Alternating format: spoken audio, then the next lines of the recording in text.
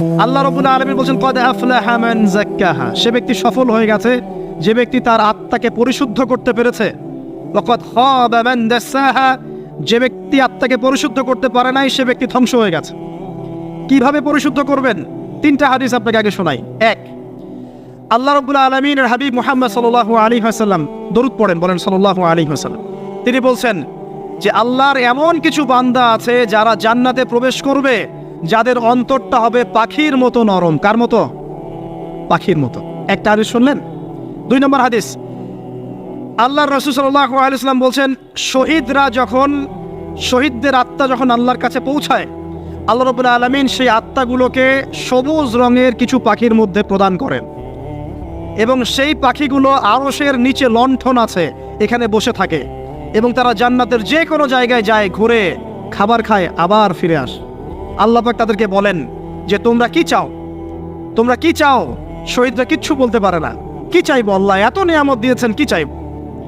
যখন আল্লাহ বারংবার প্রশ্ন করতে থাকেন তোমরা কি আর কিছু চাও, তোমরা কি আর কিছু চাও, তোমরা কি আর কিছু চাও, তখন শহীদরা শেষে বুঝে যে আমাদের কিছু না কিছু তো বলতে হবে এখন। তখন তারা বলে হে আল্লাহ, আমি বা আমরা আরো একবার পৃথিবীতে যেতে চাই এবং তোমার পথে জীবন দিয়ে আবার ফিরে আসতে চাই। আল্লাহ পাক বলেন এই সুযোগ তো আর নেই, অতএব তোমাদের আর কিছু চাওয়ার নেই, তোমরা এখানেই থাকো। আরেকটা হাদিস শোনেন। রাসূলুল্লাহ সাল্লাল্লাহু আলাইহি ওয়াসাল্লাম বলেছেন, এই হাদিসটা ওমর রাদিয়াল্লাহু আনহু থেকে এসেছে, যে তোমরা যদি, হে মানব জাতি বা হে মুসলিমরা, তোমরা যদি আল্লাহর প্রতি তাওয়াক্কুল করার মতোই তাওয়াক্কুল করতে, ভরসা করার মতোই ভরসা করতে, আল্লাহ পাক তোমাদেরকে পাখিদেরকে যেমন করে রিজিক দেন তোমাদেরকে ঠিক সেইভাবে রিজিক দিতেন। তোমরা কি লক্ষ্য করো না যে পাখিরা খালি পেটে বের হয়ে যায় বাসা থেকে সকালবেলা এবং সন্ধ্যাবেলা ভরা পেটে বাসায় ঢোকে? আপনাকে যে তিনটা হাদিস শোনালাম এই তিনটা হাদিসে একটা শব্দ হচ্ছে কমন। শব্দটা কি বলেন? পাখি। পাখি কি? পাখি।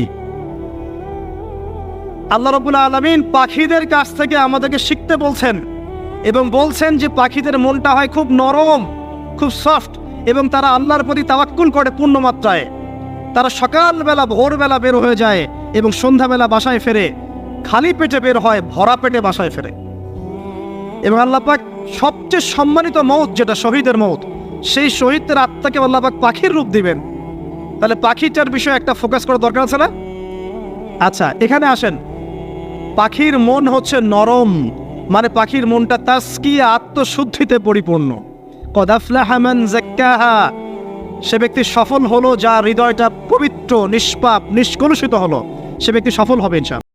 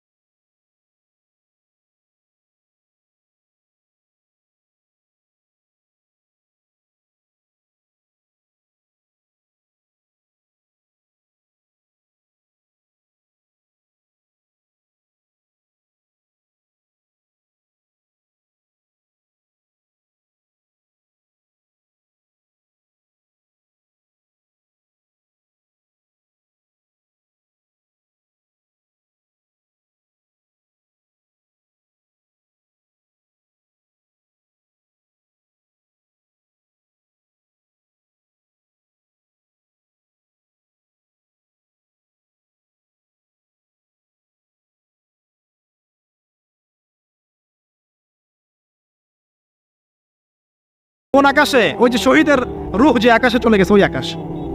অতএব মন কেন কঠিন হলো প্রিয় ভাই? এক নম্বর কারণ, আমরা শিরকের পাপে লিপ্ত আছি। এক নম্বর, শিরকের পাপে লিপ্ত থাকা অবস্থায় মুসলিমদের মনটা কঠিন হয়ে গেছে। আপনি কি মনে করছেন আমরা শিরক করি না? মুসলিমরাও কবর পূজা করে, দেখবেন মুসলিমরাও দেখবেন অনেক ক্ষেত্রে মাজার পূজা করছে। আমি বলিনি যে অলিয়া উলিয়ার মাজার জিয়ারত করা যাবে না, আমি কথা বলছি না, কিন্তু আপনি মৃত মানুষের কাছে আপনার ভালো মন্দ চাইতে পারেন না। কথা বুঝতে পারেন না? আমরা অবশ্যই অলিয়া উলিয়াদের কবর জিয়ারত করব, এটা আপনাকে মৃত্যুর কথা স্মরণ করাবে। তাদের একটা রব আছে, যেটাকে আমরা প্রভাব বলি, এটা আপনার মধ্যে আসবে। আমরা অবশ্যই জিয়ারত করব। জিয়ারত করতে বলেছেন নবী সাল্লাল্লাহু আলাইহি ওয়াসাল্লাম, কারণ এটা আপনাকে পরকালের কথা কি করবে? স্মরণ করাবে। উমরা করতে যান, আল্লাহ পাক সবাইকে তৌফিক দান করুন উমরা হজ করার এবং বড় হজ করার, আমি দোয়া করি। ওখানে সবচেয়ে সেরা যে দৃশ্যগুলো দেখা যায় তার মধ্যে একটা রাসূলুল্লাহ সাল্লাল্লাহু আলাইহি ওয়াসাল্লামের রওজা। ওখানে গেলে চোখের পানি ঝরে না এমন কোনো মুসলিম নাই, আছে? নাই। আরেকটা সবচেয়ে মন নরম করা একটা দৃশ্য হচ্ছে জান্নাতুল বাকি, যেটা আমরা বাকিউল গারকাত বলি, যেখানে আপনি দেখবেন সাহাবায়ে কেরাম রাদিয়াল্লাহু আনহুমের কবর, যতদূর চোখ যায় তাদের কবর। কবরের কোনো মাজার নাই, সেখানে কোনো তাওয়াফ হচ্ছে না কবরকে কেন্দ্র করে, সেখানে কবরে কেউ ফুল চড়াচ্ছে না, একটা ছোট্ট পাথর দেখা যায় খেলে, আর কিছু না। পৃথিবীর সবচেয়ে শ্রেষ্ঠ মানুষগুলো সেখানে শুয়ে আছেন। ওখানে গিয়ে দাঁড়াবেন, দেখবেন নিজেকে তুচ্ছ বলে মনে হবে আমি এই পৃথিবীতে আর কি করছি? সেরা মানুষগুলি মাটির নিচে, আমি এখানে কি করছি? তো দেখুন প্রিয় ভাইরা, অবশ্যই অলিয়া উলিয়াদের কবর জিয়ারত করবেন, কিন্তু মৃত ব্যক্তি আপনার কল্যাণ করতে পারবে? অকল্যাণ করতে পারবে? হ্যাঁ, তারা আল্লাহর কাছে সুপারিশ করতে পারবে আল্লাহ পাক যখন তাদেরকে অনুমতি দিবেন। তারপরে আল্লাহ পাক যখন অনুমতি দিবেন তখন নবী সাল্লাল্লাহু আলাইহি ওয়াসাল্লাম সুপারিশ করবেন, অলিয়া উলিয়াগণ করবেন, আলেম ওলামা করবেন, শহীদগণ করবেন, হাফেজে কোরআন করবেন, অনেকেই করবেন। ইনশাআল্লাহ আল্লাহ পাক আমাদের তাকদীরে এইসব সুপারিশ নসিব করুন বলি না আমি। মুসলিমরা আজকে শিরিক করছে অনেক ক্ষেত্রেই। দেখবেন হাতে একটা এই যে বালা পরে আছে, খুলে না। কেন খোলেন না ভাই? বলে যে এটা খুললে যদি রোগ হয়, রোগ দেওয়ার মালিক কে? ওই বালা না আল্লাহ? এই যে আপনার বিশ্বাস জন্মে নিয়েছে, এই যে বিশ্বাসটা জন্মিয়েছে আপনার হাতের উপরে, এই বালার উপরে, এটাই শিরক, এটাই শিরক। যদি আপনি বিশ্বাস করেন যে এটা হাতে থাকলে আপনি সুস্থ থাকবেন, হাত থেকে খুলে পড়ে গেলে আপনি আর বাঁচবেন না, এই যে কল্যাণ অকল্যাণের মালিক আপনি কাকে করলেন? ওই বালাকে করেছেন, আল্লাহকে করেন নাই। এখানে শিরক হয়ে গেছে, খুবই সূক্ষ্ম শিরক।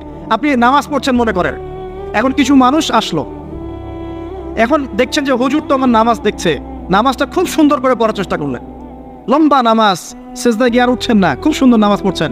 এই যে মানুষকে দেখানোর জন্য নামাজটা পড়ছেন, এটা শিরক। এটা কি? এটাও শিরক। এই যে গণক বসে আছে রাস্তার পাশে, দেখবেন টিয়া পাখি নিয়ে, তারপরে যে কাগজ নিয়ে আসেন ভাই ভাগ্য পরীক্ষা করে দেই। আরে ভাই, তুমি যদি মানুষের ভাগ্যই পরীক্ষা করতে পারবা, তো তুমি রাস্তার পাশে কেন? তোমার ভাগ্য কেউ পরীক্ষা করেনি কখনো? এতটুকু কমন সেন্স আমাদের নাই। ও যদি আমার ভালো মন্দ করতে পারে বা ভবিষ্যৎ বলতে পারে, তাহলে ও রাস্তার পাশে বসে আছে কি জন্য? ওর তো প্রাইম মিনিস্টার হওয়ার কথা, এখন ওর তো ইলেকশন করার কথা। তো দেখেন, এই যে ওখানে গিয়ে আমরা কি করি? ভাই আমার হাতটা দেখে দেন, ভাই আমার অতীত বলে দেন, ভবিষ্যৎ বলে দেন। এবং এগুলো দিন দিন বাড়ছে, কিন্তু এর রাশিফল, কবিরাজি, গণকি, এগুলো দিন দিন বাড়ছে। এবং আমি লক্ষ্য করছি দিন দিন আরেকটা জিনিসও বাড়ছে, সেটা হলো জাদুবিদ্যার চর্চা করা। এবং গ্রামে গঞ্জে কুফুরি বাড়ছে না? কুফুরি করা, তাবিজ করা, বিচ্ছেদ করা, স্বামী স্ত্রীর বিচ্ছেদ করা, মেয়েকে বশ করা, সন্তানকে বশ করা বাড়ছে না? সবই শিরক, এগুলো সবই কুফুরি।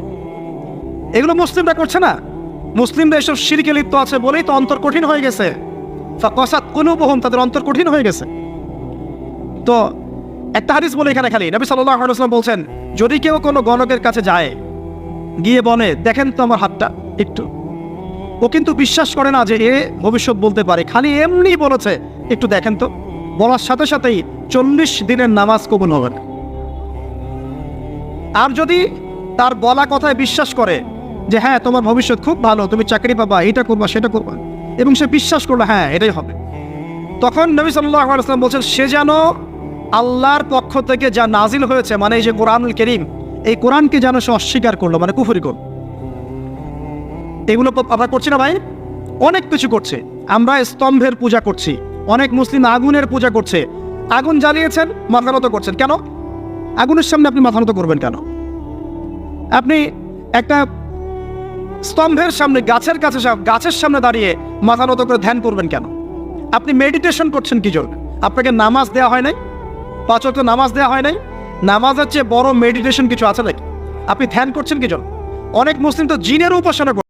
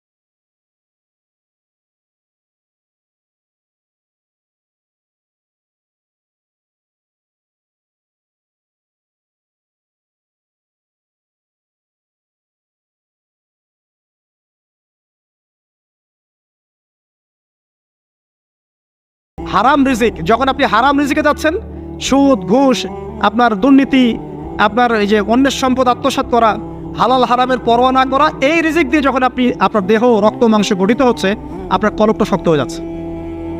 আমি কি বুঝাতে পারছি না? হারাম রিজিক যখন আপনার শরীরে ঢুকছে, অন্তরটা শক্ত হয়ে যাচ্ছে। একটা হাদিস যথেষ্ট। আল্লাহ রাসূল বলেছেন, ইন্নাল্লাহা তাইয়্যিব লা ইয়াকবালু ইল্লা তাইয়্যিব। আল্লাহ পাক পবিত্র সত্তা, তিনি পবিত্র ছাড়া কবুল করেন না। আপনি 10টা হজ করে আসেন, চুরির টাকা দিয়ে, ডাকাতির টাকা দিয়ে, আত্মসাতের টাকা দিয়ে, দুর্নীতির টাকা দিয়ে, যদি কবুল হয় তাহলে কোরআন সুন্নাহ মিথ্যা হয়ে যাবে। নাউযুবিল্লাহ। কথা কি বুঝতে পারছেন না? আল্লাহ রাব্বুল আলামিন বলছেন, আল্লাহ পাক পবিত্র ছাড়া কবুল করেন না। হারাম রিজিক দিয়ে ইবাদত কবুল হয় না। আমরা ওই যে রংপুর অঞ্চলে একবার ওই যে হারাগাছ একটা অঞ্চল আছে না, সেখানে গিয়েছিলাম। সেখানে মাশাআল্লাহ আবার বিড়ির অনেক ফ্যাক্টরি আছে। কিসের? বিড়ি তো হালাল নাকি? তামাক তো হালাল নাকি? তো সেখানে বিড়ি ফ্যাক্টরির অনেক মালিক আছে এবং তারা মসজিদ কমিটির অনেক দায়িত্বপ্রাপ্ত আর কি। মুসলিমদের গায়রত্ব এখন নাই, মুসলিমরা এদেরকে আবার মসজিদ কমিটির সদস্যও বানিয়েছে। তো এখন মসজিদ কমিটিতে এসে তার প্রভাবে আর ইমাম সাহেব টিকতে পারে না। দুইজন বলে নামাজের পর হাত তুলে দোয়া করতে হবে, দুইজন বলে করা যাবে না। ঠিক আছে, এই নিয়ে এই ক্যাচাল হতে হতে দেখা গেল এক পর্যায়ে মারামারি পর্যন্ত হয়েছে। মসজিদ ভাগত হয়েছে, মারামারিও হয়েছে। তো সেখানে আমাকে দাওয়াত করেছিল যে ওয়াজ করার জন্য, তো দোয়া করার কথা বলছে। তাই আমি বললাম যে দোয়া করে লাভ কি? দোয়া করলেই বা কি, না করলেই বা কি, রিজিকটাই তো হারাম। আপনি তো তামাকের টাকা খাচ্ছেন, তামাক, আপনি মাদকের টাকা খাচ্ছেন, এটাকে হালাল না হারাম? তো হারাম টাকা দিয়ে হাত তুলে দোয়া করলেই কি, না করলেই কি? দোয়া তো উঠছে না উপরে। আগে হারাম রিজিক ছাড়েন, তারপর দোয়া করুন। তো রিজিক হারাম হওয়ার কারণে আমাদের কি হচ্ছে? অন্তরটা কি হচ্ছে ভাই? কঠিন হচ্ছে। ওই পাখির মতো আর মুক্ত আকাশে উঠতে পারবেন না। তারপরে সামনে যান, আরো কেন কঠিন হয়? বস্তুবাদিতা, দুনিয়া, সারাদিন দুনিয়ার ফিকির, দুনিয়ার চিন্তা, খাবো কি, পরবো কি, ব্যাংক ব্যালেন্স, টাকা পয়সা, স্ট্যাটাস, সারাটা দিন দুনিয়ার দুনিয়া। ঘুম থেকে ওঠা থেকে নিয়ে শুরু করে ঘুমানো পর্যন্ত খালি দুনিয়া। যারা দুনিয়ার নেশায় মত্ত হয়ে আছে, এদের অন্তরটা কঠিন হয়ে যায়। এই অন্তরটা পাখির মতো হতে পারবে না। ঠিক আছে কথা? যারা দুনিয়ার নেশায় মত্ত হয়ে আছেন, এই অন্তরটা কঠিন হয়ে যাবে, পাখির মতো হতে পারবে না। তারপর কি? আরো সামনে যান, দিনই জ্ঞান চর্চা না করা অন্তর কঠিন হওয়ার কারণ। আর কি কারণ? পাপ করা, পাপ। যত বেশি আপনি পাপ করবেন, যত বেশি পর্ন দেখবেন, যত বেশি মাদক খাবেন, যত বেশি জুয়া খেলবেন, যত বেশি অহেতুক সময় নষ্ট করবেন, যত বেশি আপনি অন্যের ক্ষতি করবেন, ঠিক আছে, নিরপরাধ মানুষের উপর নির্যাতন করবেন, যত বেশি আপনি পাপ করবেন, পাপ, এই পাপ করতে করতে করতে মানুষের অন্তর কঠিন হয়ে যায়। ইবনুল কাইয়্যিম রাহিমাহুল্লাহ বলেছেন যে পাপ করতে থাকলে মানুষের অন্তর কঠিন হয়ে যেতে থাকে, এবং ইস্তেগফার আর জিকির করলে গিয়ে মানুষের অন্তর আবার নরম হতে থাকে। পাপের উপর পাপ করতে থাকলে মানুষের অন্তর কঠিন হতে থাকে। এ বিষয়ে রাসূলুল্লাহ সাল্লাল্লাহু আলাইহি ওয়াসাল্লাম বলেছেন, যখন মানুষ একটা পাপ করে কলবের মধ্যে একটা কালো দাগ পড়ে যায়, যখন আরো একটা পাপ করে আরেকটা কালো দাগ পড়ে যায়। এভাবে যখন পাপ করতেই থাকে তখন পুরো কলবটাই কালিমা পূর্ণ হয়ে যায়। এই অবস্থায় যদি সে তওবা করে, আল্লাহ পাক মাফ করে দিবেন। যদি এই অবস্থায় তার মৃত্যু হয়ে যায়, তার আত্মাটা থেকে দুর্গন্ধ বের হতে থাকে, যে আত্মাটা কবজ করতে পর্যন্ত মালাকুল মউত মানে ঘৃণা পোষণ করেন। কথা কি বুঝতে পারছেন? যখন অন্তর পাপ করতে করতে কলুষিত হয়ে যাবে, ওয়াকাদ খাবা মান দাসাহা, যখন পাপ করতে করতে অন্তর কলুষিত হয়ে যাবে, তখন আপনার এই মালাকুল মউত পর্যন্ত ওই আত্মাটাকে বের করার সময় ঘৃণা করবে, দুর্গন্ধযুক্ত। আল্লাহ পাক আমাদেরকে পাপ থেকে বাঁচিয়ে রাখুন, আমিন। এরকম কিছু কাজ আছে, বস্তুবাদিতা, শিরক, বেদাত, হারাম রিজিক, সারাদিন দুনিয়ার ফিকির নিয়ে থাকা, ঠিক আছে, অন্যের ক্ষতি করা, পাপ কন্টিনিউয়াসলি করতে থাকা, এবং দিন ছেড়ে দেওয়া, দিনের এলেম ছেড়ে দেওয়া, আল্লাহ পাকের আনুগত্য ছেড়ে দেওয়া, এই কাজগুলো করতে থাকলে মানুষের অন্তর কি হয়? কঠিন হয়ে যায়। এখন সলিউশন কি বলেন? 5 মিনিটের আমি সলিউশন বলছি, কেমন করে আপনি এটাকে নরম করবেন আর পরিশুদ্ধতা অর্জন করবেন এবং ওই পাখির মতো মুক্ত আকাশে উড়বেন। কিভাবে বলবো? 1 নাম্বার, অবশ্যই শিরক ত্যাগ করতে হবে। কি করতে হবে? শিরক ত্যাগ করতে হবে, আল্লাহ পাকের তাওহীদের উপর থাকতে হবে। আল্লাহ পাক তৌফিক দান করুন। লং কিছু বলার সময় নেই আমার হাতে, একটা বই বলছি, কিতাবুত তাওহীদ। কি নাম? কিতাবুত তাওহীদ। এই বইটা অনেক ভার্সন বাজারে বের হয়েছে, কিনে দেখবেন শিরক কত প্রকার কি কি, তাওহীদ কাকে বলে কত প্রকার কি কি। যেটা বুঝবেন না, মাদ্রাসা চলে যাবেন, আলেম ওলামার কাছে গিয়ে জিজ্ঞাসা করবেন, হুজুর এটা বুঝি নাই। ঠিক আছে? 1 নাম্বার, শিরক ত্যাগ করতে হবে। 2 নাম্বার, আপনাকে তাওহীদে থাকতে হবে। দেখ, অন্তর নরম করার কথা বলছি। 2 নাম্বার, সুন্নতের উপর আমল করতে হবে। ওই যে পাখির কথা বললাম, যে সকালবেলা বের হয় আর সন্ধ্যাবেলা কি করে? বাসায় ফেরে। খালি পেটে বের হয়, ভরা পেটে বাসায় ফেরে। তার মানে আমাদেরকেও সকাল সন্ধ্যাটা কাটাতে হবে নবী সাল্লাল্লাহু আলাইহি ওয়াসাল্লামের সুন্নত অনুযায়ী। যখন তিনি ঘুমাতেন তখন ঘুমাবেন, যখন উঠতেন তখন উঠবেন, বাকি কাজ যেমন করে করতেন তেমন করে করবেন, তখন অন্তর ইনশাআল্লাহ নরম হয়ে যাবে। ঠিক আছে ভাই? 2। 3 নাম্বার, 5 ওয়াক্ত নামাজ জামাতে। নামাজ আপনাকে যে কোনো পাপ থেকে বাঁচাবে ইনশাআল্লাহ। ভাই জেনা করছেন, নামাজ পড়েন। পর্নোগ্রাফি দেখেছেন, তাও তওবা করে নামাজ পড়েন। আপনি হারাম অ্যাফেয়ার্সে আছেন, হতাশ হয়েন না, নামাজ পড়েন। গোনা ছাড়তে পারছেন না, নামাজ পড়েন। সুদ খাচ্ছেন, নামাজ পড়েন। আপনি পতিতালয়ে গিয়েছেন, নামাজ পড়েন। বেপর্দা চলছেন, তাও নামাজ পড়েন। আপনি অন্যের হক নষ্ট করেছেন, তাও নামাজ পড়েন। যে পাপই করেছেন, নামাজটা পড়েন। নামাজ আপনাকে সমস্ত পাপ থেকে বাঁচিয়ে রাখবে ইনশাআল্লাহ। আস্তে আস্তে ইনশাআল্লাহ দেখবেন সব পাপ থেকে আপনি দূরে চলে আসছেন ইনশাআল্লাহ তাআলা। 3 নাম্বার নামাজ। 4 নাম্বার, বেশি থেকে বেশি, ভাই শোনেন, বেশি থেকে বেশি পরকালের ফিকির করবেন। খালি পরকালের চিন্তা করবেন যে আমাকে মৃত্যুবরণ করতে হবে, কবরে যেতে হবে, পুলসিরাত পার হতে হবে, আল্লাহর সামনে দাঁড়াতে হবে। যত বেশি আপনি আল্লাহর ফিকির করবেন, পরকালের ফিকির করবেন, আপনার মনটা নরম হয়ে যাবে ইনশাআল্লাহ তাআলা, মনটা শক্ত হবে না। 5 নাম্বার, মানুষের সাথে খুব বেশি মেলামেশা করবেন না। মানুষের সাথে খুব বেশি মেলামেশা করলে ইবনুল কাইয়িম রাহিমাহুল্লাহ বলেছেন অন্তর কঠিন হয়ে যায়। কারণ মানুষ আপনাকে গীবত করাবে, হ্যাঁ, মানুষ খারাপ কাজে নিয়ে যাবে, বেফাস কথাবার্তা বলবেন, ও হয়তো বেফাস কাজ করবেন, ফজুল কি বাদ করবেন, এগুলো করতে গিয়ে আপনি দেখবেন অন্তর কঠিন হয়ে গেছে। এত বেশি মানুষের সাথে মেলামেশার দরকার নাই, প্রয়োজন যতটুকু অতটুকু করবেন। ঠিক আছে? আল্লাহ পাক তৌফিক দান করুন, আমিন। কয়টা বললাম? 5। 6, আমার সবচেয়ে প্রিয় নসিহত, প্রত্যেক দিন মিনিমাম 1 ঘন্টা করে কোরআন তেলাওয়াত করবেন বুঝে। আমি বলিনি না বুঝে করলে কোনো নেকি হবে না, প্রত্যেক হরফে 10 নেকি হবেই হবে, কিন্তু আপনি করবেন বুঝে ইনশাআল্লাহ। যখন বুঝে আপনি প্রত্যেক দিন 1 পারা করে বা 1 ঘন্টা করে কোরআন তেলাওয়াত করবেন, আপনার কলিজা, আপনার কলব নরম হতে বাধ্য, এবং আপনার অন্তরে আল্লাহ নূর নেমে আসবে ইনশাআল্লাহ। দেখবেন আপনার কলব থেকে সমস্ত এই যে পঙ্কিলতা, কলুষতা ইনশাআল্লাহ চলে যাবে ইনশাআল্লাহ তাআলা। 2টো জিনিস অন্তরকে পবিত্র করে ফেলে, এক হচ্ছে কোরআন তেলাওয়াত, আর এক হচ্ছে বেশি থেকে বেশি আল্লাহর জিকির এবং ইস্তেগফার। তো কোরআন তেলাওয়াত বাড়িয়ে দেন, আল্লাহ পাক সবাইকে কোরআন তেলাওয়াত করার তৌফিক দান করুন, আমিন। যারা শেখেন নাই আজকে ওয়াদা করেন যে কোরআন আপনারা বিশুদ্ধ করে পড়া শিখবেন, ওয়াদা করেন। আগামী রমজান আসার আগেই 1 খতম দেওয়া চাই, পারবেন? এবং কোরআনের চর্চা বাড়িয়ে দিবেন, প্রত্যেক দিন কিছু করেন না করেন কোরআন তেলাওয়াত করতে হবে, ঠিক আছে? আল্লাহ পাক তৌফিক এনায়েত করুন, আমিন। আর বুঝে পড়ার চেষ্টা করবেন। একটা সহজ তাফসীর বলে দেই, মারিফুল কোরআন বাসায় আছে না? মারিফুল কোরআন তাফসীর ইবনে কাসির বাসায় নাই? জালালাইন বাসায় নাই? বাসায় নাই, কিনেন। সারাদিন তো অনেক টাকা পয়সা খরচ করছেন, 3টা তাফসীর কিনেন, জালালাইন কিনেন, মারিফুল কোরআন কিনেন, ইবনে কাসির কিনেন, বাসায় গিয়ে পড়া শুরু করেন। পারবেন না?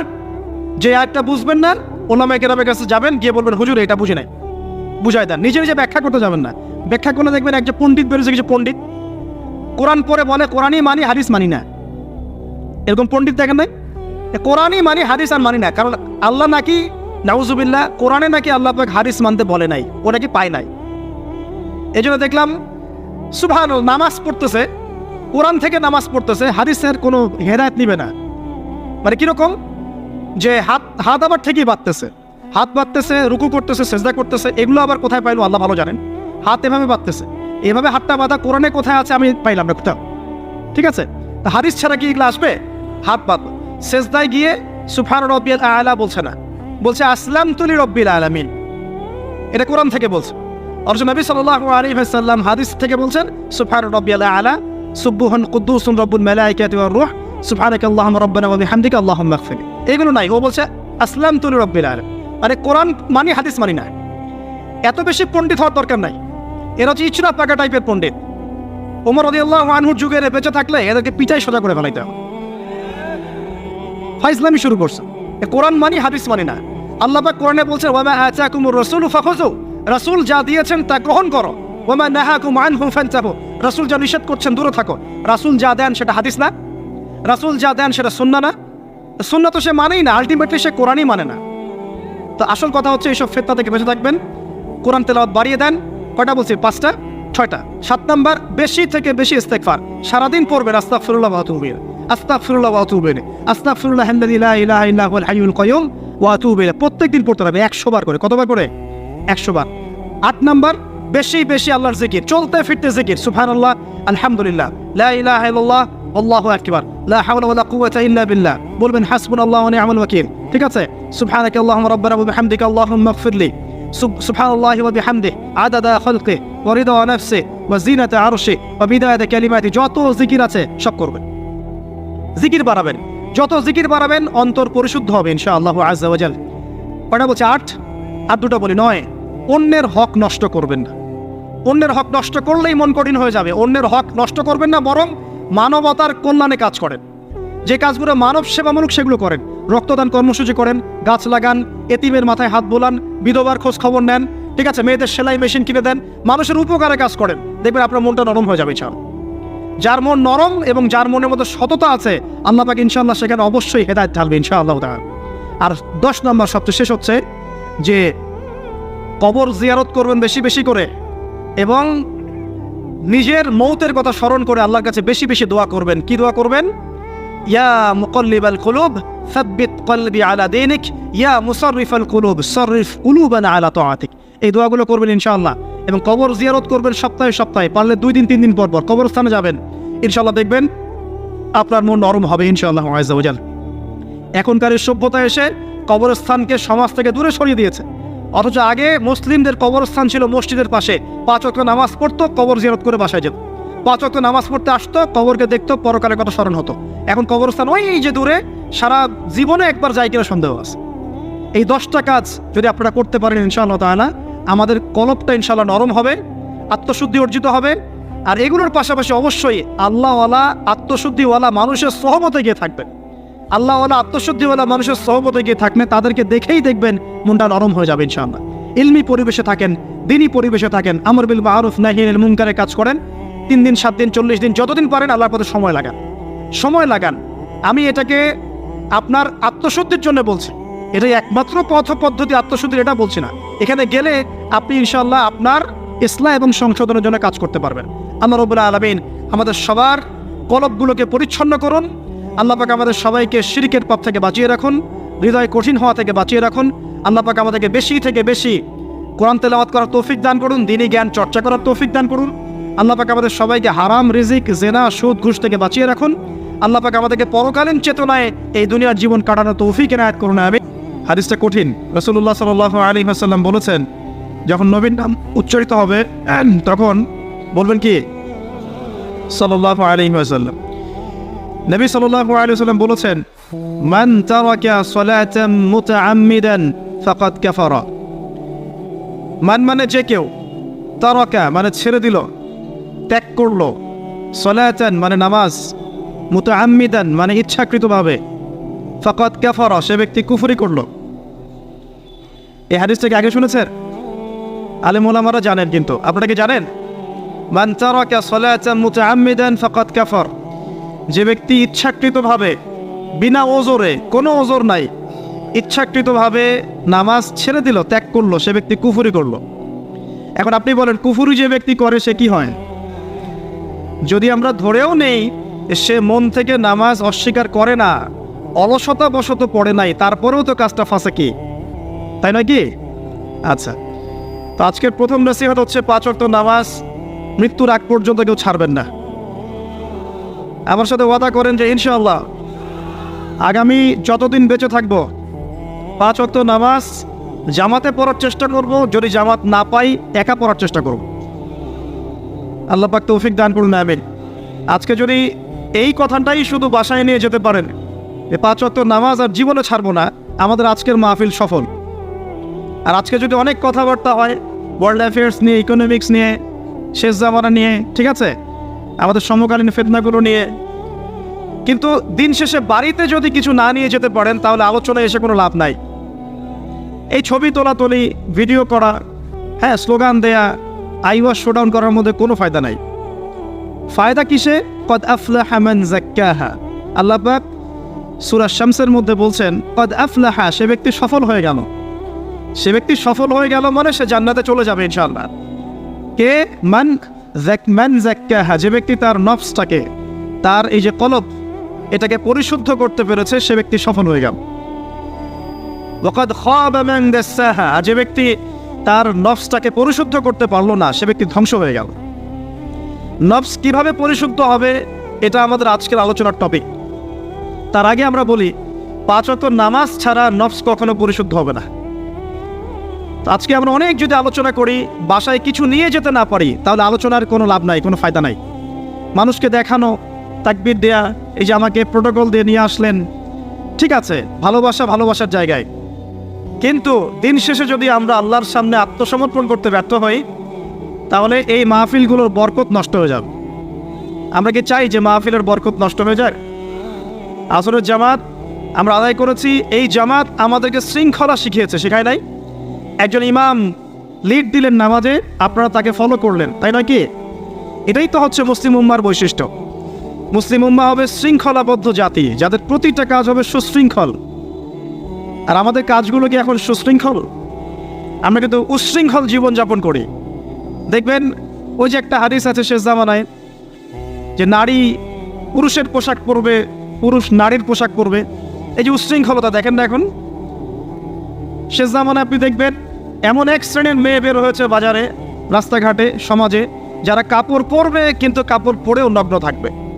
এই কোনো হাদিস আমি বানিয়ে বলছি না, সবগুলো হাদিস সহি। এখন দলিল দিতে গেলে অনেক সময় চলে যাবে। তো উশৃঙ্খলতার যুগ, কাপড় পরে থাকাটা তাকওয়ার পোশাক, শালীনতা। আর এখনকার যুগটা চলছে কাপড় খোলার যুগ। কথা ঠিক না ঠিক বলেন? এখন মানুষ কাপড় খুলতে পারলে বেশি কমফোর্ট ফিল করে। আর আপনারা জানেন না, এই মহাবিশ্বে আমাদের পিতা এবং মাতা আদম এবং হাওয়া আলাইহিস সালাম, তাদেরকে সর্বপ্রথম কে নগ্ন করে দিয়েছিল জানেন? ফালাম্মা যাকাশ শাজারা, যখন আমাদের পিতা মাতা ওই গাছের কাছে চলে গেলেন। কোন গাছ? যেটা আল্লাহ পাক বলেছিলেন ফালা তাকরাবা হাযিহিশ শাজারা। ওই গাছের কাছে যখন তারা চলে গেলেন, তার ফল খেয়ে ফেললেন। বাদাত লাহুমা সাওআতিহিমা, তাদের এই যে পোশাকটা, এই পোশাকটা খুলে পড়ে গিয়েছিল এবং লজ্জাস্থান উন্মুক্ত হয়ে গিয়েছে। তো সর্বপ্রথম আমাদের পিতামাতাকে নগ্ন করে দিয়েছিল কে? ইবলিস। এখন যারা মুসলিমদের গা থেকে কাপড় খুলে ফেলতে চাচ্ছে, এরা তাহলে কার অনুসারী? দলিল কি পেয়েছেন? বানিয়ে বলি নাই, সূরা আরাফ পড়েন, পেয়ে যাবেন ইনশাআল্লাহ। কোন সূরা? সূরা আরাফ। প্রথম নসিহত প্রিয় ভাইরা, এই যুগটা হচ্ছে উশৃঙ্খলতার যুগ। এই যুগে মানুষ আল্লাহ পাকের হালালকে খুব কমই পরোয়া করে। আল্লাহর হালালকে মানুষ হারাম করে নিচ্ছে, আর আল্লাহর হারামকে মানুষ হালাল করে নিচ্ছে। আল্লাহ পাকের বিশাল একটা হারাম হচ্ছে সুদ বা রিবা, আর এখন আমাদের উপর রিবা হয়ে গেছে ওয়াজিব। নাউজুবিল্লাহ। একটা দেশ নাই যেটা সুদমুক্ত, একটা জেলা পাবেন না সুদমুক্ত, একটা গ্রাম, থানা, ইউনিয়ন পাবেন না সুদমুক্ত। নবীজি এই যুগের কথাই হয়তোবা বলেছেন, যে যুগে মানুষ সুদ থেকে বেঁচে থাকতে চাইলেও সুদের ছিটা ফোঁটা গিয়ে তার গায়ে লাগবে। মনে করেন আপনি একটা কনস্ট্রাকশন করেছেন, একটা সুদী প্রতিষ্ঠান থেকে লোন নিয়েছেন। এখন আপনি ওই কনস্ট্রাকশনটা ভাড়া দিয়েছেন, সেখানে মনে করেন আমি ভাড়া নিয়েছি, আমি আপনাকে মাসে মাসে ভাড়া প্রদান করছি। আপনি সেই ভাড়ার টাকাগুলো কালেক্ট করছেন, করে সেই প্রতিষ্ঠানের লোন শোধ করছেন। প্রত্যক্ষভাবে না হলেও আমি কিন্তু পরোক্ষভাবে সুদে হেল্প করছি। আমি বুঝাতে পারছি না মনে হয়। এর বাইরে 1% মানুষ এখন পৃথিবীতে নাই যে ব্যক্তি রিবা থেকে বাইরে, ইচ্ছাকৃত হোক অনিচ্ছাকৃত হোক। আর এই প্রসঙ্গ আসলে আমি 2-4টা কথা না বলে থাকতে পারি না। সেটা হলো নবী সাল্লাল্লাহু আলাইহি ওয়াসাল্লাম বলেছেন, রিবার 73টা শাখা আছে পাপের, তার মধ্যে সবচেয়ে নিচু শাখা হচ্ছে নিজের মাকে বিয়ে করা। সহিহ বুখারীর একটা বর্ণনা এসেছে, যে ব্যক্তি 1 দিরহাম সুদ খায়, দিরহাম কি? রৌপ্য মুদ্রা। কোথায় আছে? জাদুঘরে। কোথায় আছে? মার্কেটে আছে। রৌপ্য মুদ্রা দেখেছেন জীবনেও? স্বর্ণ মুদ্রা দেখেছেন? কোরআনে আছে, হাদিসে আছে, মার্কেটে নাই। কেন মার্কেটে নাই? কারণ পশ্চিমারা স্বর্ণ এবং রৌপ্য মুদ্রাকে হারাম করে দিয়েছে। পশ্চিমারা স্বর্ণ এবং রৌপ্য মুদ্রার ডিলিংসটাকে মার্কেট থেকে উঠিয়ে দিয়েছে। এই জন্য আপনি মার্কেটে গোল্ড কয়েন এবং সিলভার দিরহাম পাবেন না। কিন্তু আল্লাহর রাসূল সাল্লাল্লাহু আলাইহি ওয়াসাল্লামের যুগে এটা ছিল। এখন অনেক মানুষ দেখবেন বেদাত নিয়ে কথা বলে একদম ফেনা বের করে ফেলছে। অর্থনৈতিক সেকশনের বেদাত চোখে পড়ে নাই। এখন বলতে পারে এটা তো দুনিয়াবি বিষয়। বাস্তবিক অর্থে এটা দুনিয়াবি বিষয় নয়। কারণ এই পেপার মানির মধ্য দিয়ে, ইলেকট্রনিক মানির মধ্য দিয়ে আপনার সম্পদকে সিজ করে চুষে খাওয়া হচ্ছে, আপনি বুঝতে পারছেন না। এখন প্রতারণা করা কি জায়েজ না জায়েজ? শোয়েব আলাইহিস ইসলামের নাম শুনেছেন? একটা কম ছিল মাদিয়ানে, শোয়েব আলাইহিস ইসলামের কম। এই কম সম্পর্কে আল্লাহ পাক যখনই কথা বলেছেন তখনই তাদের একটা দোষ উল্লেখ করেছেন। সেটা কি? সেটা হচ্ছে যে তোমরা অন্যায়ভাবে মানুষের সম্পদ আত্মসাৎ করো না। তোমরা অন্যায়ভাবে মানুষের সম্পদ আত্মসাৎ করো না। এই কাজটা করতো শোয়েব আলাইহিস ইসলামের কম, এবং তারা মাপে কম দিত, জনগণের অর্থ সম্পদ লুটে পুটে খেত। আল্লাহ রাব্বুল আলামিন তাদেরকে ভূমিকম্প দিয়ে ধ্বংস করে দিয়েছে। এখন এই পুরো মনিটারি সিস্টেম যেটা চলছে, এর মধ্য দিয়ে গরিব যে দেশগুলো আছে, স্বল্প উন্নত দেশ বা মধ্যম পর্যায়ের দেশ বা আরও নিম্ন পর্যায়ের অর্থনৈতিক সেকশনে, তাদের রক্তগুলো চুষে চুষে খেয়ে একটা সভ্যতা আজকে বিশাল বিশাল অট্টালিকা নির্মাণ করেছে। এই যে অন্যের রক্ত চুষে নিজে বড়লোক হওয়া, এটা কি হালাল না হারাম? এই কারণেই এই মনিটারি সিস্টেমের মধ্যে হারাম আছে। এই যুগটা সেই যুগ যেখানে মানুষ আল্লাহর হারামকে হালাল করে নিয়েছে আর হালালকে হারাম করে নিচ্ছে। রিবা একটা টাটকা হারাম, আমরা এটাকে হালাল করে ফেলেছি। এখন এই হাদিসগুলো শুনলে আমাদের গায়ের মধ্যে দাগও কাটে না, অন্তরটা কেঁপে ওঠে না, আমাদের কলবে কোনো নড়া দেয় না। নবী সাল্লাল্লাহু আলাইহি ওয়াসাল্লাম বলছেন, 1 দিরহাম যে ব্যক্তি সুদ খেয়েছে সে যেন 36 বার জেনা করেছে। কতবার? আমি হাদিসটা বানিয়ে বললাম কি বললাম না, আপনারা আলেমদেরকে জিজ্ঞাসা করবেন, বাসায় গিয়ে অবশ্যই জিজ্ঞাসা করবেন। যদি দেখেন হাদিস ঠিক আছে সহি, তাহলে আল্লাহর ওয়াস্তে এখন যেমন তওবা করলেন আমি 5 ওয়াক্ত নামাজ ছাড়বো না, ঠিক আমার সাথে আবার তওবা করেন যে সারা জীবন সুদ খাবো না ইনশাআল্লাহ। নবী সাল্লাল্লাহু আলাইহি ওয়াসাল্লাম 4 শ্রেণীর মানুষকে অভিশাপ করেছেন। 1 শ্রেণী যে সুদ খায়, 2 নম্বর যে দেয়, 3 নম্বর যে সাক্ষী থাকে, 4 নম্বর যে লিখে রাখে। এখন আপনি বলেন এই পুরো মনিটারি সিস্টেমের মধ্যে এই 4 শ্রেণীর মানুষ আছে না? কোনো না কোনোভাবে আমরা এর সাথে সম্পৃক্ত নই কি? সম্পৃক্ত। অতএব আল্লাহর এই বাণীকে যদি ভয় করেন, কোন বাণী? আল্লাহ পাক বলছেন, ইয়া আইয়ুহাল্লাযীনা আমানু হে মুমিনগণ ইত্তাকুল্লাহ, তোমরা আল্লাহকে ভয় করো। ওয়াযারু মা বাকিয়া মিনার রিবা ইন কুনতুম মুমিনিন, তোমরা সুদের অবশিষ্ট অংশগুলো ছেড়ে দাও যদি প্রকৃতপক্ষে তোমরা মুমিন হয়ে থাকো। ওয়া ইন লাম তাফআলু, তোমরা যদি সুদ না ছাড়ো, আল্লাহর হুঁশিয়ারি শোনেন, যদি তোমরা সুদ না ছাড়ো, ফাযানু বিহারবিন মিনাল্লাহি ওয়া রাসূলিহি, তাহলে আল্লাহ এবং তার রাসূলের সাথে যুদ্ধের ঘোষণা শুনে রাখো। আল্লাহ এবং তার রাসূলের বিপক্ষে যুদ্ধ করে কেউ জান্নাতে যাবে? কেউ কবরের আযাব থেকে বাঁচতে পারবে? কেউ হাউজে কাউসারের পানি পাবে? আল্লাহ এবং তার রাসূলের সাথে যুদ্ধ করে কেউ টিকতে পারবে? আপনার কি তাই মনে হয়? যদি মনে হয় তাহলে দিব্যি সুদ খান, কোনো সমস্যা নেই। আর যদি মনে হয় যে আল্লাহ এবং তার রাসূলের সাথে যুদ্ধ করে আমি পার পাবো না, আল্লাহ এবং তার রাসূলের বিরুদ্ধাচরণ করে আমার কবর টিকবে না, কারণ আমি একটা কথা বারবার বলি আপনাদেরকে যে আল্লাহ ছাড়া আমাদের আপন বলতে কেউ আছে? একাই এসেছেন পৃথিবীতে, একাই যেতে হবে। আপনার খ্যাতি, আপনার অর্থনৈতিক খ্যাতি, অর্থের প্রতিপত্তি, আপনার ক্ষমতার দাপট, আপনার ধর্মীয় দাপট, কোনো কিছুই, ফ্যান ফলোয়ার্স, কেউ আপনার সাথে কবরে যাবে না। মনে করেন আমি আসছি, আপনারা সবাই স্লোগান দিচ্ছেন, কথার কথা আপনারা আমাকে ভালোবাসেন, বা একজন পলিটিশিয়ান আসছে, আপনারা সবাই স্লোগান দিচ্ছেন, ভালোবাসেন তাকে। দিন শেষে ওই পলিটিশিয়ান একাই কবরে যাবে, দিন শেষে আপনিও একাই কবরে যাবেন, আমিও একাই কবরে যাব। আলটিমেটলি কি হলো, দুনিয়া এবং আখেরাতে আল্লাহ ছাড়া প্রকৃত বন্ধু আমাদের কেউ নাই, প্রকৃত মওলা কেউ নাই। সেই আল্লাহ এবং তার রাসূলের বিরুদ্ধাচরণ করে কেউ তার সাথে যুদ্ধ করে কবরে পার পাবে, এমনটা ভাবা বোকামি নয় কি? আল্লাহ পাক আমাদেরকে বোঝার তৌফিক দান করুন। এটা সেই যুগ যে যুগে মানুষ আল্লাহর হারামগুলোকে হালাল করে নিচ্ছে। মাদক দ্রব্য হালাল না হারাম? এখন দেখবেন মেজরিটি সংখ্যক মানুষ মাদক দ্রব্যের সাথে সংশ্লিষ্ট হয়ে গেছে। স্পেশালি বর্ডার এলাকা যেগুলো আছে বাংলাদেশের, সেই বর্ডার এলাকাগুলোতে দিব্যি রমরম ব্যবসা চলছে, মাদকের দিব্যি ব্যবসা চলছে। এবং যারা মাদক খাচ্ছে এরা মুসলিম, তারা হয়তো এই হাদিস জানে না। আল্লাহ পাক ওদের কানের মধ্যে আমার এই হাদিস যেন পৌঁছে দেন, আমিন। নবী সাল্লাল্লাহু আলাইহি ওয়াসাল্লাম বলেছেন, আমি মেরাজের রাতে যখন গিয়েছি তখন এক শ্রেণীর মানুষকে দেখেছি, ওদেরকে শাস্তি দেওয়া হচ্ছে। কি শাস্তি? জাহান্নামীদের রক্ত এবং পুঁজ ওদেরকে খেতে দেওয়া হচ্ছে। জিবরাইল আলাইহিস সালামকে জিজ্ঞাসা করা হলো যে এরা কারা? তিনি বললেন, এরা আপনার উম্মতের সেই সব ব্যক্তি যারা মাদক দ্রব্য সেবন করত। আল্লাহ রাব্বুল আলামিন তার হাবিবের মাধ্যমে জানিয়েছেন, যখন কোনো মুসলিম মাদক সেবন করে বা কোনো ব্যক্তি মাদক সেবন করে তখন 40 দিন তার নামাজ কবুল হয় না। এরপর যদি সে তওবা করে তাহলে আল্লাহ পাক তার তওবা কবুল করবেন ইনশাআল্লাহ। যদি সে আবারও মাদক খায় তওবা করার পর, আবার 40 দিন তার নামাজ কবুল হবে না। যদি সে আবার তওবা করে আল্লাহ পাক আবার তাকে মাফ করে দিবেন। যদি সে আবারও মাদক খায় আবার 40 দিন তার নামাজ কবুল হবে না। তারপর যদি আবার তওবা করে আবার আল্লাহ তাকে মাফ করে দিবেন। এরপরেও যদি সে আবার মাদক দ্রব্য সেবন করে, নবী সাল্লাল্লাহু আলাইহি ওয়াসাল্লাম বলছেন তাকে আল্লাহ রাব্বুল আলামিন পরকালে মৃত্যুর পরে তিনাতুল খাবাল পান করাবেন। তিনাতুল খাবাল। জিজ্ঞাসা করা হল, ইয়া রাসূলুল্লাহ, তিনাতুল খাবাল কি জিনিস? নবী সাল্লাল্লাহু আলাইহি ওয়াসাল্লাম উত্তর দিচ্ছেন, এটা হচ্ছে জাহান্নামীদের রক্ত, মাংস, এগুলো পুড়ে পচে যে রসটা বের হবে, এটা হচ্ছে তিনাতুল খাবাল। এই যে দুনিয়াতে যারা ওয়াইন খাচ্ছে, শ্যাম্পেইন, ওয়াইন, বিয়ার, তারপরে যে কি ভোদকা, হ্যাঁ, গাঁজা, হেরোইন, ফেন্সিডিল, ইয়াবা, একটা বিষয় শোনেন, কি কারণে আপনি সেখানে যাচ্ছেন? হতাশা অথবা সঙ্গদোষ অথবা পারিবারিক চাপ অথবা যে গার্লফ্রেন্ড ছেড়ে চলে গেছে, এই তো বিষয়গুলো। কি কারণে মানুষ মাদকের কাছে যায়, কেন যায়, কারণটা কি? আমরা যখন ফিলোসফি পড়তাম তখন একটা তত্ত্ব পড়ানো হয়েছে আমাদেরকে।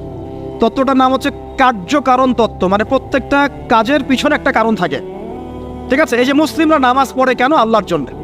মুসলিমরা জাকাত দিবে কেন? আল্লাহকে সন্তুষ্ট করার জন্য। মুসলিমরা প্রতিটা কাজ কেন করে? পরকালের স্বার্থে। পরকালের স্বার্থ নাই, আমি নাই। যে কাজে পরকালের স্বার্থ নাই সে কাজে মুসলিমরা নাই। তাই প্রতিটা কাজের পিছনে একটা কারণ থাকে। দেখবেন কেন সে সুদ খাচ্ছে? তার পরিবারের স্বার্থে। কেন সে ঘুষ নিল? তার ছেলে মেয়ের উন্নয়নের জন্যে। কেন সে দুর্নীতি করছে? বিকজ সম্পত্তি অর্জন করে সে তার ভবিষ্যৎ প্রজন্মকে সিকিউর করতে চায়। কেন সে মাদক খেলো? ওই যে গার্লফ্রেন্ড ছেড়ে চলে গেছে তাই। কেন মাদক খেলো? ওই যে এক বন্ধু মাদক খায়, সে ডাকছে, আয় একটা টান দে, সঙ্গদোষ। কেন সে মাদক খেলো? পরিবারের চাপ, হতাশা। কেন মাদক খাচ্ছে? চাকরি পায় না, বেকার, মাদক খাচ্ছে। মানে মেন্টাল চাপগুলো নিতে পারছে না, সে মাদক খাচ্ছে। সবচেয়ে বেশি মানসিক চাপ কাদের উপর আসে জানেন? 1 নম্বর নবীগণের উপরে, 2 নম্বর আল্লাহর সৎ বান্দাদের উপরে, তারপর যার ঈমান যত উঁচু তার উপর মানসিক চাপ তত বেশি আসে। এখন যদি মানসিক চাপের সলিউশন মাদকই হবে তাহলে তো আমাদেরই মাদক খাওয়া দরকার ছিল, নাউজুবিল্লাহ। আর আমরা যে পরিমাণ মানসিক চাপ ফেস করি এটা চিন্তাই করতে পারবেন না। যে যত বড় দায়িত্বশীল, যারা পলিটিশিয়ান, ওদেরকে জিজ্ঞাসা করবে তারা কি পরিমাণ মানসিক চাপ নিয়ে ঘোরে। আপনার কাছে মনে হচ্ছে যে একটা ক্ষমতা পেয়েছেন, খুব মানে উনি অনেক বড় ক্ষমতাধর, উনি অনেক ভালো আছেন, উনি মোটেই ভালো নাই। ওনাকে জিজ্ঞাসা করেন, উনি মোটেই ভালো নাই। এই মানুষের যে পেরেশানি, যে চাপ, এগুলো নিতে নিতে তার স্ট্রোক হয়ে যাচ্ছে, হার্ট স্ট্রোক হচ্ছে, ডায়াবেটিস হচ্ছে, হাই ব্লাড প্রেশার, ইসিজি করো, দেখবেন। এই কারণে মানসিক চাপটা রিলিজ করতে হবে, তাই তো? এই মানসিক চাপ রিলিজ করতে গেলে মাদকই সলিউশন নয়। সলিউশনটা কি? এই যে আমার হাতে এখানে আছে একটা কোরআন। মানসিক চাপ থেকে আপনাকে মুক্তি দিবে আল কোরআনুল কারীম, আর কিচ্ছু না। আরেকটা বিষয় কোরআনের সাথে, সেটা হলো প্রথমে বলেছি 5 ওয়াক্ত নামাজ। আপনি ওযু করে সুন্দর করে 5 ওয়াক্ত নামাজ জামাতে পড়বেন, ডেইলি 1 ঘন্টা করে কোরআন তেলাওয়াত করবেন, সময় পেলে একটু হাদিস পড়বেন, 2-4 টাকা দান সদকা করবেন, ভালো কাজের সাথে থাকবেন, অন্যায় কাজে যাবেন না, ইসলামকে এগিয়ে নেওয়ার জন্য আমর বিল মারুফ নাহি আনিল মুনকারের কাজ করবেন। আপনার চেয়ে সুখী কোনো মানুষ পৃথিবীতে নাই। ওই সুখ যদি ওই যে বুশরা জানতে পারতো না, তাহলে আপনার কলিজার মধ্যে পারমাণবিক বোম মেরে দিত। কথা বুঝতে পারেন নাই? পশ্চিমারা যদি জানতে পারতো যে মুসলিমরা কত শান্তিতে থাকে এসব কাজ করার পরে, তাহলে আমাদের অন্তরের মধ্যে পারমাণবিক বোম মেরে ধ্বংস করে ফেলত। ওরা তো আমাদের সুখ দেখতে পারে না, পারে? প্রকৃতপক্ষে এরা বিশ্বের কোনো ধার্মিক মানুষের সুখই দেখতে পারে না। এরা শুধু মুসলিমদের শত্রু নয়, বরং ধর্মের শত্রু। যারাই ধর্মকে বুকে আগলে রেখে পালন করতে চায়, হোক সে সনাতন ধর্ম বা আমাদের হিন্দু ভাইরা বা খ্রিস্টানিজম বা বুদ্ধিজম, হ্যাঁ, বা মুসলিম আমরা যারা আছি, যারা ধর্মতাত্ত্বিক চিন্তা করে এবং প্রত্যেকেই যদি যার যার ধর্ম ঠিকঠাক মতো পালন করে, সমাজে কিন্তু ফিতনা থাকার কথা নয়। কারণ প্রত্যেকটা ধর্মের মতোই ভালো কাজের কথাই কিন্তু বলা হচ্ছে। তো যারা ধার্মিক, এদের বিরুদ্ধে তারা লেগে পড়ে এবং তারা চায় সারা বিশ্বের মধ্যে ফাসাদ সৃষ্টি করতে। কাদের খাসলত সারা বিশ্বে ফাসাদ সৃষ্টি করা বলতে পারবেন? আপনাকে আমি দেখাচ্ছি, সূরা কাহফ খুলে দেখেন। যুলকারনাইন একজন বাদশাহ, তিনি মাশরিক মাগরিব সব জয় করেছেন, মানে পূর্ব পশ্চিম পুরোটাই তার রাজত্ব। এত দাপট ছিল সেই বাদশার যে যেদিক দিয়ে যাবে সেনাবাহিনী নিয়ে সেদিকটাই জয় করে ফেলবে। সুবহানাল্লাহ। এবং তিনি উদ্ধত অহংকারী ছিলেন না, তিনি আল্লাহর অনুগত বান্দা ছিলেন। একটা কওমের মধ্যে গেলেন, সেই কওমটা ছিল পাহাড়ের মাঝখানে, দুই পাহাড়ের মাঝখানে। এখন ওই কওম তাকে বলছে, ইয়া যুলকারনাইন, হে যুলকারনাইন, ইন্না ইয়াজুজ ওয়া মাজুজ মুফসিদুনা ফিল আরদ। ভালো করে বোঝেন, হে যুলকারনাইন, নিশ্চয়ই ইয়াজুজ আর মাজুজ এই দুই শ্রেণীর মাখলুক, তারা পৃথিবীতে ফাসাদ সৃষ্টি করে বেড়াচ্ছে। কি করছে? সারা পৃথিবীতে ফাসাদ সৃষ্টি করে বেড়াচ্ছে। ফাহাল নাজআলু লাকা খরজান আলা আন তাজআলা বাইনানা ওয়া বাইনাহুম সাদ্দা। হে যুলকারনাইন, আমরা কি আপনাকে ট্যাক্স দিব, কর দিব, যে আপনি ওদের আর আমাদের মাঝখানে একটা প্রাচীর নির্মাণ করে দিবেন, যে ওরা আমাদের কাছে আর আসতে পারবে না? কারা এটা? ইয়াজুজ আর মাজুজ। এই ইয়াজুজ আর মাজুজকে যুলকারনাইন আলাইহিস সালাম তিনি প্রাচীর নির্মাণ করে দিলেন লোহা এবং এই যে তামা দিয়ে। এরপর তারা আর ওই কওমের ক্ষতি করতে পারলো না। কিয়ামতের আগে আগে তারা বের হয়ে আসবে এবং সারা বিশ্বে ফাসাদ সৃষ্টি করবে। এখনও তারা বের হয়ে আসছে, আমি সেটা বলছি না, কিন্তু এখন পুরো বৈশ্বিক প্রেক্ষাপটে যারা বিশ্বে ফাসাদ সৃষ্টি করে বেড়াচ্ছে, এদের মধ্যে এই ইয়াজুজ মাজুজের খাসলত আছে, চরিত্র আছে। দেখবেন ওই দিকে ইউক্রেনকে ব্যস্ত রেখেছে রাশিয়ার এগেনস্টে এবং নিউক্লিয়ার যুদ্ধ বাঁধানোর পায়তারা করছে। এটা অলমোস্ট আমাদের ঘরের কোনায় চলে এসেছে। নকিং অ্যাট দ্য ডোর বলে একটা কথা আছে ইংরেজিতে, একদম ঘরের কোনায়। যে কোনো মুহূর্তে দেখবেন ওয়ার্ল্ডে একটা ম্যাসাকার সৃষ্টি হয়ে গেছে আর কি। ওইদিকে তাইওয়ানকে ব্যস্ত রেখেছে চায়নার এগেনস্টে, ওইদিকে ইসরায়েলকে ব্যস্ত রেখেছে প্যালেস্টাইনিদের এগেনস্টে, এদিকে দেখবেন যে ইরাকে ব্যস্ত রেখেছে এই কন্টিনেন্টকে আইএসআইএস দিয়ে। ঠিক আছে, বাংলাদেশকেও ব্যস্ত রাখার চেষ্টা করছে মায়ানমারকে দিয়ে, দেখছেন না? তো পুরো বিশ্ব জুড়ে এদের এজেন্ডা হচ্ছে সারা বিশ্বে আমরা ফাসাদ সৃষ্টি করে মানব জাতিকে কমিয়ে ফেলবো, মুসলিমদেরকে ধ্বংস করব, মুসলিম যুবকদেরকে পর্ন দেখাবো, ওদেরকে মাদক খাওয়াবো, ওদের মধ্যে জেনা, অশ্লীলতা, পরকীয়া ছড়িয়ে দিব, হ্যাঁ, এবং মহামারী ছড়িয়ে দিব, দিয়ে মুসলিম জনসমষ্টিকে কমিয়ে নিয়ে আপোষে কোন্দলে লাগিয়ে দিয়ে আস্তে আস্তে আমরা বিশ্বে শাসন করতে হবে, এদেরকে ডমিনেট করে দিই। এবং এই এজেন্ডা বাস্তবায়নের দিকে তারা এগিয়ে যাচ্ছে সুকৌশলে। আর আমরা কি করছি ভাই? আমরা শুধু কাজ যতটুকু না করছি তার চেয়ে বেশি আমরা আইওয়াসা শোডাউন করছি। দেখেন, বেশিরভাগ মানুষ আমাদের নামাজের খবর নাই, বেশিরভাগ মানুষ তাজকিয়া আত্মশুদ্ধির খবর নাই, ভালো আলেমের কাছে এসে পড়ে থাকবে কোনো খবর নাই, কোরআন পড়া শিখবে এসবের খবর নাই। যেগুলো করলে কোনো সমস্যা হয় না বা অল্প পরিশ্রমে করা যায়, ওই যে ঘরের মধ্যে শুয়ে শুয়ে ফেসবুকে 2 লাইন লেখা যায়, খুব সহজ, লিখলেন আবার শুয়ে গেলেন, কোনো সমস্যা নাই। কোনো কনস্ট্রাকটিভ সুদূর প্রসারী কাজ আমাদের হচ্ছে না। যেটা হচ্ছে এটা প্রয়োজনের তুলনায় নিতান্তই নগণ্য। এই কারণে আমাদের যারা দিন, আমরা যারা বুঝি, যাদের মধ্যে ইসলামের চেতনা আছে, ইসলামকে ভালোবাসি, আমরা যারা চাই দিন এগিয়ে যাক, আমাদের কনস্ট্রাকটিভ কাজ করতে হবে, মানে সুদূর প্রসারী কাজ করতে হবে। শৈথিল্যতাবাদীও হবেন না, আবার চরমপন্থীও হবেন না, মধ্যমপন্থী হয়ে ইসলামকে, কোরআনকে এবং হাদিসকে হাতে নিয়ে উম্মার ঐক্যের স্বার্থে, দেশ জাতি জনগণের ঐক্যের স্বার্থে এগিয়ে যান। আল্লাহ পাক আপনাদের হাতকে শক্তিশালী করুন, দোয়া করে। এখানে খুবই স্মার্ট হতে হবে এবং বেসিক কাজগুলো খুব বেশি করে করতে হবে। বেসিক কাজ কি ভাই? বেসিক কাজ হচ্ছে আপনার নামাজ, বেসিক কাজ আপনাকে কোরআন শিখতে হবে, বেসিক কাজ আপনাকে আরবি শিখতে হবে, বেসিক কাজ আপনি যেখানে পড়াশোনা করছেন এই পড়াশোনা করে ওই জ্ঞানটাকে দিয়ে ইসলামের খেদমতে আপনাকে কল্যাণে কাজ করতে হবে। বেসিক কাজ যেখানে আপনাকে আল্লাহ পাক দায়িত্ব দিবেন সেখান থেকেই আপনাকে দিনের খেদমত করতে হবে। ডক্টর হন, দিনের খেদমত করেন, ইঞ্জিনিয়ার হন, দিনের খেদমত করেন, পলিটিশিয়ান হন, কোনো আপত্তি নাই, আমরা আপনাকে ভোট দিব ইনশাল্লাহ, আমরা আপনাকেই ভোট দিব ইনশাল্লাহ। আপনি ওখানে গিয়ে দিনের খেদমত করেন, আল্লাহ পাক তৌফিক দান করুন। কথা কি বুঝতে পারছেন? ইসলাম ক্ষমতা জোর করে আদায় করে নেওয়ার জন্য আসে নাই। আবু যার রাদিয়াল্লাহু আনহু কি বলছেন জানেন? আবু যার রাদিয়াল্লাহু আনহুকে নবী সাল্লাল্লাহু আলাইহি ওয়াসাল্লাম বলছেন, আবু যার তুমি দায়িত্ব চেয়ে নিও না, কারণ যদি তুমি দায়িত্ব চেয়ে নাও তখন আল্লাহর পক্ষ থেকে তোমাকে সাহায্য করা হবে না, আর যদি মানুষ তোমাকে দায়িত্ব দেয় আল্লাহ তোমাকে সাহায্য করবে। কত চমৎকার সিস্টেম ইসলামের। আর এখন আমরা কি করি, আমাকে দেন, ও ভালো না আমি ভালো, ওরা সব খারাপ আমি ভালো।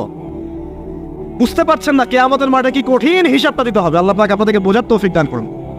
এগুলো কল্যাণকর নয়, আপনার জন্য অকল্যাণ হতে পারে। তবে হ্যাঁ, যদি আপনার মধ্যে ঈমান থাকে, আপনার মধ্যে যোগ্যতা থাকে, অবশ্যই আপনি দায়িত্ব চেয়ে নেবেন, এবং ইনশাআল্লাহ তখন আমরা আপনাকে দায়িত্ব দিব, আমরা আপনাকে ভোট দিব, আপনি জনগণের শাসন কার্য পরিচালনা করবেন, আল্লাহ আপনার হাতকে শক্তিশালী করবেন ইনশাআল্লাহ। আল্লাহ পাক আমাদের নিচু থেকে উঁচু মহলের সবাইকে হেদায়েত দান করুন, দোয়া করি আমি। ইসলাম কারো শত্রু নয়। মুসলিমের রক্ত ঝরানোর জন্যে, কল্লা কাটার জন্য আমরা কিন্তু পৃথিবীতে আসি নাই। আমরা আমাদের আসল শত্রুদেরকে চিনতে ভুল করেছি, এই কারণে আমরা আপোষে হানাহানি কাটাকাটির মধ্যে লিপ্ত আছি। এই যে সামনে যে কি হবে আল্লাহ ভালো জানেন।